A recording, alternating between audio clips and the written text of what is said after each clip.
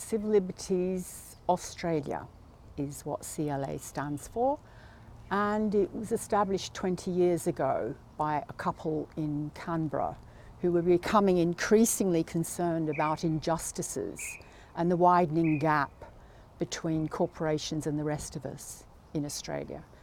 The incarceration rate, the increasing surveillance laws, and the need for a Human Rights Act to deal with this across the nation. CLA were at Parliament House this morning for an hour for a silent protest because we're trying to change what we can't accept, which is police investigating police. What worries us about police investigating police is that the Corruption and Crime Commission in Western Australia was set up in order to oversee the police as ordinary human beings like us. But in fact, the Corruption and Crime Commission are no longer particularly interested in what the police are doing. So our incarceration rates are rising by 3 times the amount in the past 10 years as previous to that. We're finding that individual injustices as a result of police behaviour are being ignored or dismissed by politicians. So we need a Human Rights Act to address all Australians, and WA is very reluctant to enter into negotiations about that. And the incarceration rate itself is the outcome of police behaviour, trying to put notches on their belts. And the censorship and lack of rights in our prisons is terrifying when we realise these people are going to be released into the community, not having been rehabilitated, with nowhere to live, no potential means of having an income or having a career. And so the recidivist rates, which is people going back to prison, are rising as well. So the overall cost of that is colossal on the taxpayer. So that pretty well sums up what the reason for being outside Parliament House this morning. The Indigenous incarceration rate in Western Australia is internationally infamous. We have the highest rates of Indigenous incarceration in the world in this wealthy state of ours. It beggars belief. And not only that, we're locking up Aboriginal children as well. And Civil Liberties has that as front and centre of our letters to politicians at the moment. This is an outrage, at a time when we're supposed to be closing the gap. The effects of Indigenous incarceration in WA are first and foremost immensely costly to the taxpayer. That's the first thing. If you're worrying about money and waste of money, it is a colossal waste of money, because we could be spending that money on creating decent housing, health for Indigenous communities, education for their young. But as things stand, what we're doing is seeing deaths in custody rise. So it's almost as though it's out of control, and no matter how much we campaign or canvass politicians, we're not really being heard, because we're getting letters from the Corrective Minister and the Attorney General telling us that this is something they're beginning to deal with, without being particularly specific. So we have to trust them. And I'm afraid trust in politicians now has reached an all-time low. So we have to keep pushing. The Indigenous incarceration rate is equivalent in CLA's mind to genocide. The cost on all of us of Indigenous and regular incarceration is that more and more people are being locked up, and a lot of them are suffering mental health conditions, which was the problem in the first place. And so that's not being addressed. And so those prisoners who do emerge after their sentence, eventually, will have a devastating impact on the community in the years to come, because they will be desperate people.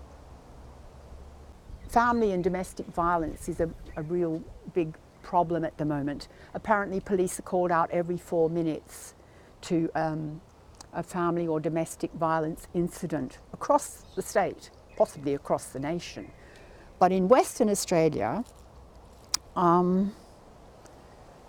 we explored why many women who are being beaten up find themselves incarcerated instead of the reverse. And interestingly, domestic violence amongst police themselves is big. In the past year, I've had 7 ex-police wives contact me, but desperate to remain anonymous.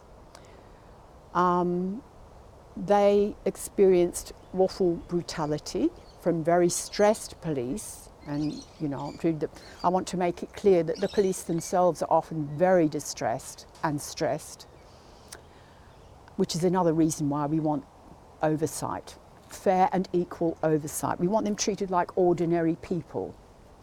But the domestic violence incidences amongst police are terrifying, and the wives are too frightened to speak up. They were too frightened to join us this morning. And not only that, many of their children have fled the state.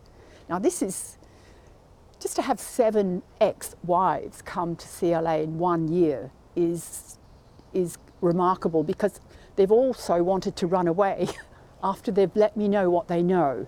They want me to sort it out and they run away because they're terrified. I find that really, truly shocking. And that without police oversight and addressing the police culture, for their sake as well as ours, for their families' sakes as well as ours, then this will just continue, and I can only see it getting worse.